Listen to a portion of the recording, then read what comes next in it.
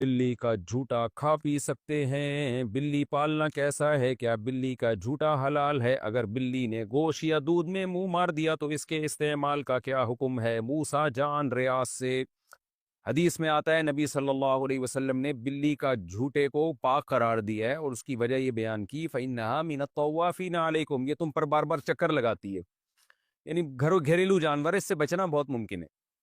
تو اس لیے فقہا نے لکھا ہے کہ بلی کا جھوٹا پاک ہے، لیکن مکروہ بہرحال ہے۔ مکروہ اس لیے کہ درندوں کے جھوٹے ناپاک ہوتے ہیں، حرام جانوروں کا جھوٹا ناپاک ہوتا ہے، تو بلی بھی بہرحال ایک درندہ ہے۔ تو نبی نے جو گنجائش دی اس کی وجہ بتا دی کہ اس سے بچنا ممکن نہیں ہے، بہت مشکل ہے اس سے بچنا، بار بار گھروں میں آتی ہے، منہ لگا دیتی ہے کھانے پینے کی چیزوں کو۔ تو اس سے پتہ چلتا ہے کہ ضرورت کی وجہ سے اس کی اجازت دی گئی ہے۔ تو ضرورت کی وجہ سے جس چیز کی اجازت دی جائے تو اس میں یہی ہوتا ہے کہ احتیاط بہتر ہے۔ تو اگر بلی نے گوشت میں منہ مار دیا، پانی میں منہ مار دیا تو استعمال کر سکتے ہیں، لیکن اگر کوئی احتیاط پر عمل کرے تو بھی ٹھیک ہے، تو زیادہ اچھا ہے۔ تو اب ایسا نہ ہو جائے کہ بلیوں کو اتنا لفٹ کرائیں جیسے انگریزوں نے کتوں کو لفٹ کرایا ہوا ہے، کہ وہ اس کا جھوٹا باقاعدہ پراپر کھاتے ہیں، پیتے ہیں، اس کے زبان لگاتے ہیں، اس کی زبان، کتا ان کے منہ میں زبان لگا رہا ہوتا ہے، اوٹ پٹانگ حرکتیں کر رہے ہوتے ہیں، اللہ تعالیٰ ان کو ہدایت دے۔ تو کتے کا جھوٹا تو بالکل ہی ناپاک ہے۔ میرا مقصد بتانے کا یہ ہے کہ بلی کو پالیں آپ، لیکن اتنا لفٹ نہ کرائیں جتنا انگریزوں نے کتوں کو لفٹ کرایا بھائی، کیونکہ ہے بہرحال درندہ، تھوڑا سا ریزرو رہیں اس سے، کھانے پینے کی چیزوں میں اس کو اپنے ساتھ شریک نہ کریں، فیملی ممبر نہ بنائیں آپ بلی کو۔ کیا بلی کا کاروبار حلال ہے؟ کیا بلیوں کا کاروبار کرنا جائز ہوگا؟ اگر ہم بلیاں پالیں اور بعد میں اسے بیچیں تو کیا یہ جائز ہے؟ عظمیٰ صاحبہ ممبئی سے۔ دیکھیے جائز تو ہے مگر مکروہ ناپسندیدہ ہے۔ نبی صلی اللہ علیہ وسلم نے بلی کے جو اجرت ہے، یعنی بلی کو آپ فروخت کر کے جو اس کا ثمن حاصل ہوتا ہے، اس کو آپ صلی اللہ علیہ وسلم نے اس کو ناجائز قرار دیا ہے۔ تو جمہور علماء وہاں جو کہتے ہیں کہ آپ صلی اللہ علیہ وسلم نے اس کو پسند نہیں کیا، اس سے مراد کراہت تنزیہی ہے، یعنی حرام۔ بعض علماء تو حرام ہونے کے قائل ہیں، لیکن جمہور علماء کہتے ہیں کہ وہاں مراد جو نبی نے منع کیا ہے، یعنی بلی کے جو قیمت ہے اس کو کھانے سے، تو یہ ممانعت حرام کے درجے میں نہیں ہے بلکہ کراہت تنزیہہ کے درجے میں، دوسرے دلائل کی روشنی میں۔ اس کی وجہ ہے کہ بلی کا جھوٹا حلال ہے، جھوٹا پاک ہے بلی کا، تو وہ ناپاک جانور نہیں ہے، تو اس لیے اس کے ناجائز ہونے کی اور کوئی وجہ نہیں ہے۔ البتہ اس حدیث کی روشنی میں بعض علماء کہتے ہیں کہ حرام ہے، لیکن جمہور علماء کہتے ہیں کہ مکروہ تنزیہی ہے۔ مکروہ تنزیہی کا مطلب ہوتا ہے اوائڈ کرنا، بچنا بہتر ہے۔ تو مشورہ میرا یہ ہے کہ اگر آپ نے کوئی بلی بیچ دی ہے تو اس کی قیمت اگر آ گئی ہے تو ٹھیک ہے، لیکن آئندہ بہتر یہ کہ اس کو کاروبار آپ نہ بنائیں۔ حرام میں نہیں کہہ رہا، قول میں وہی کر رہا ہوں جو جمہور کا قول ہے کہ حرام نہیں ہے، مکروہ تنزیہی ہے، لیکن بہتر یہی ہے کہ آپ اس سے اجتناب کریں۔ حلال جانوروں کا کاروبار کیا کریں، اس میں برکت ہوتی ہے، اس میں لوگوں کو فائدہ ہوتا ہے۔ بلیاں اگر معاشرے میں پھیلیں گی تو اس سے پبلک کو کیا فائدہ ہے؟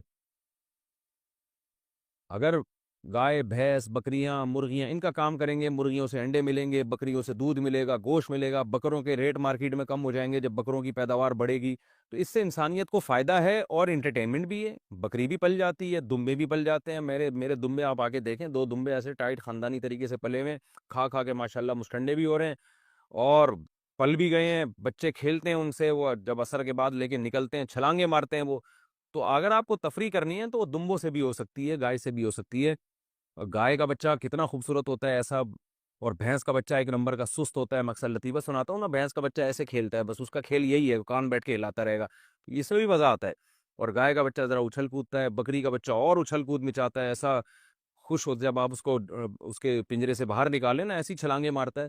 تو حلال جانور پالیں، یہ کتے بلی جو ہے نا یہ مناسب نہیں ہے پالنا، یعنی کاروبار کرنا۔ پل جائے بلی تو ٹھیک ہے، کوئی ممانعت نہیں ہے، لیکن یہ کہ کاروبار ہی اگر کرنا ہے تو ان چیزوں کا کریں جن کے گوشت میں، جن کے انڈوں میں، جن کے دودھ میں اللہ نے برکت رکھی ہے۔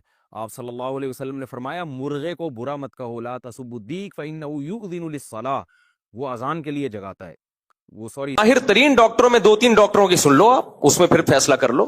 تو میں نے ان سے کہا، میں نے کہا دیکھو یہ امت آخری امت ہے، اب کوئی نیا نبی نہیں آئے گا، اب اس امت کی اللہ نے حفاظت کرنی ہے، تو پوری امت غلط تھوڑی ہو سکتی ہے کہ یہ بھی غلط، وہ بھی غلط، فلانا بھی غلط۔ اکبر الہ آبادی ایک شعر کہا کرتے تھے، اپنے بیٹے کو لکھا، ان کا بیٹا انگریزوں سے بڑا متاثر تھا۔ اچھا، جب ہندوستان میں انگریز آیا نا تو انگریزی تہذیب بھی آئی، تو جب وہ سائنسی علوم پڑھنا شروع کیے نوجوانوں نے تو اباؤں سے، باپ سے باغی ہونا شروع ہو گیا، تب تمیز تہذیب آہستہ آہستہ ختم۔ تو اکبر الہ آبادی نے ایک شعر کہا، ہم ایسی سب کتابیں قابل ضبطی سمجھتے ہیں جسے پڑھ کر کے بچے باپ کو خبتی سمجھتے ہیں. ہم چاہتے ہیں ایسی تمام کتابیں ضبط کر لی جائیں جنہیں پڑھنے کے بعد بچے باپ کو بیوقوف سمجھنا شروع کر دیتے ہیں، باپ کا احترام دل سے نکل جائے. تو ایسے اسکالر جسے سننے کے بعد سارے علماء بیوقوف لگنے لگیں تو یہ اس کی علامت ہے. یہ امت تو پھر یتیم ہے بھائی. یہ امت کیا ہے؟ یتیم. بعض لوگوں نے تاریخ کا ایسا نقشہ کھینچا ہے، بنو امیہ کا، بنو عباس کا، خلافت عثمانیہ کا، کہ اسے پڑھنے کے بعد ایسا لگتا ہے مسلمانوں میں کوئی انسان کا بچہ آج تک پیدا ہوا ہی نہیں ہے. حالانکہ ہمارا ماضی ہمارے حال سے بہت شاندار تھا، بہت شاندار. ایک صحافی نے کہا کہ دیکھو مسلمانوں نے آپس میں اپنے آپ کو اتنا مارا ہے، اٹلی تک ہماری فوجیں پہنچ گئی تھیں، یورپ فتح ہونے والا تھا، لیکن ہم نے ہی آپس میں بغاوتیں کر کے بیڑا غرق کر دیا. ٹھیک ہے، یہ ایک نیگیٹو پہلو ہے کہ ہمارے کوئی کمانڈر جب بڑھتا علاقے فتح کرتا، بغاوت کر لیتا حکومت کے خلاف، ریاست دو ٹکڑے ہو جاتی. لیکن یہ بھی تو ایک شاندار پہلو ہے کہ کہاں تک پہنچ گئے تھے؟ یورپ تک. کیا یہ صفات کے بغیر، کوالٹیز کے بغیر ہو سکتا تھا؟ ایک مدینہ کی ایک چھوٹی سی ریاست تھی، وہ اٹھی ہے اور اس کی فوجیں، اس حجاج بن یوسف ادھر سندھ فتح کر رہا ہے، تابعین صحابہ سندھ میں داخل ہو رہے ہیں، ایک طرف افریقہ پورا فتح ہو گیا، دوسری طرف یورپ میں فوجیں داخل ہو رہی ہیں. تو کچھ کوالٹیز تھیں تو یہ ہو رہا ہے نا. سارے 2 نمبر ہوتے، اتنی یہ قربانیاں دیے بغیر ممکن تھا؟ 1920 میں جا کے ہماری خلافت کا خاتمہ ہوا ہے. اس وقت تک سب سے گریٹ ہم ہی تھے پاور، طاقت کے لحاظ سے. اس میں ہماری حماقتیں تھیں، اس خاتمے میں اس حماقتوں کا کون انکار کر رہا ہے؟ لیکن یہاں تک پہنچنے کے لیے کچھ صفات بھی تو ہونی چاہیے نا. تو کبھی کسی ایسے بندے کو مت سنو یا ایسے اسکالرز کو مت سنو جن کو سننے کے بعد آپ کو لگے ہم برے تھے، برے ہیں اور برے رہیں گے. ایسا نہیں ہے بھائی، ہم اچھے تھے، اچھے ہیں اور انشاءاللہ ہم ہی اچھے. اللہ نے کافروں سے تھوڑی کام لینا ہے. ہاں، ہمارے اندر کچھ خرابیاں تھیں جو ہمیں تنقیدی نظر سے دیکھنی چاہیے، ان خرابیوں کو دور کرنے کی کوشش کرنی چاہیے. سب سے بڑی خرابی پتہ ہے جس کی وجہ سے ہماری ریاستیں تباہ ہوئی ہیں، ہماری خلافتیں ختم ہوئی ہیں، وہ ٹیکنیکل فالٹ کیا تھا؟ ہم نے اپنی ریاستوں کی قدر نہیں کی. ہم نے انڈیویجولی بادشاہوں کو، خلیفاؤں کو دیکھنا شروع کر دیا. بنو امیہ جیسی تیسی تھی، اس کے دور میں اسلام بہت پھیلا ہے، جو ان کی خلافت جیسی بھی تھی بہت پھیلا اسلام. بنو عباس کھڑے ہو گئے اس خلافت کے خلاف کہ ان میں یہ ظلم، ان میں یہ ظلم. اسلام کیا کہتا ہے؟ ظلم کے خلاف آواز اٹھاؤ، لیکن ریاست ختم کرنے کی کوشش بولو مت کرو، بچاؤ. سب سے پہلے کیا بچانا ہے؟ ریاست. بنو عباس نے بغاوت کر دی کہ ان میں یہ ظلم ہو رہا ہے. بھائی ظلم کے خلاف آواز ضرور اٹھاؤ، آپ خاموش مت رہو. حدیث میں آتا ہے سب سے بہترین جہاد ہے ظالم بادشاہ کے سامنے حق بات کہنا. وہ کہتے رہتے، آپ تلوار نہ اٹھاتے. تلوار اٹھانے کے نتیجہ کیا نکلا؟ خلافت 2 حصوں میں ڈیوائیڈ ہو گئی اور جو ترقیاں تھیں وہ رک گئیں. پھر کیا ہوا؟ بغداد کی خلافت کتنی زبردست، ہماری رصد گاہیں تھیں، خلاؤں میں اور سیاروں پہ پہنچنے کی باتیں کون کرتا تھا؟ آج ناسا کرتا ہے، کل کون کرتا تھا؟ ہم کرتے تھے. گورے آیا کرتے تھے ہمارے پاس پڑھنے کے لیے.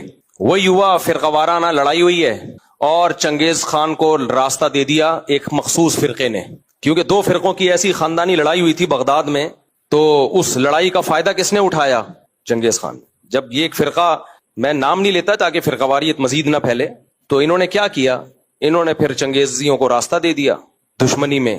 جیسے لوگ اپنے بھائی کو ہی مروا دیتے ہیں نا دشمنی میں آ کے، یہ نہیں دیکھا کہ اس سے تو ہم بھی مریں گے، ہماری بھی ایسی کی تیسی ہوگی. بغداد پہ قبضہ کرنا آسان تھوڑی تھا، جب تک اپنے لوگ نہ ملے ہوں یہ ممکن ہی نہیں تھا. اپنے لوگوں نے کہا یہ حکومت ظالم ہے، یہ حکومت غلط ہے، یہ حکومت اس سے انتقام لینا ہے، تو راستہ دیا اس سے، نہ آپ رہے نہ ہم رہے، پروگرام ہی بڑھ گیا.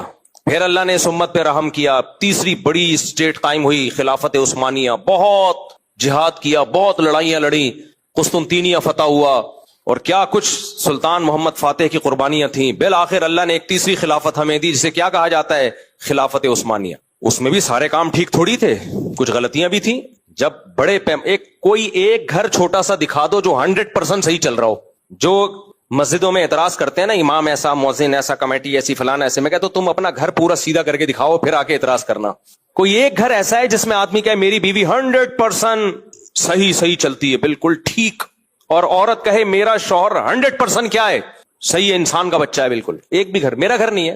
میری بیگم کہے گی میرے میاں بہت اچھے ہیں لیکن ایک فالٹ ہے ان کے اندر، تو وہ بھی کوئی نہ کوئی فالٹ نکال لے گے نا. وہ فالٹ کیا ہے بھائی؟ یہ شادیاں کرتے رہتے ہیں. میں جیسے ہی گھر میں کوئی شادی والا کلپ آتا ہے نا فوراً گزار دیتا ہوں اس کو، کیونکہ مجھے پتا ہے گھر میں قرآن میں، جیسے میں اپنا کلپ، یعنی جیسے فیس بک پہ ٹک ٹاک پہ ہوتا ہے نا، آدمی دیکھ رہا ہوتا ہے کیا کوئی نئی چیز آئی ہے، تو جیسے ہی میں آتا ہوں نا سامنے اور شادی نکلے ٹھڑک کر کے گھما دیتا ہوں. کوئی اور ٹاپک ہو سن لیتا ہوں، مجھے پتا ہوتا ہے گھر میں برتن بجنا شروع ہو جائیں گے. تو کوئی ایک گھر ایسا نہیں ہے جہاں اسلامی حکومت قائم ہو. کوئی ایک گھر ہے سارے بچے نمازی ہوں, ایک نہ ایک پوستی نکلے گا, وہ اٹھے گا نہیں ٹائم پہ, وہ سوتا پڑا رہے گا.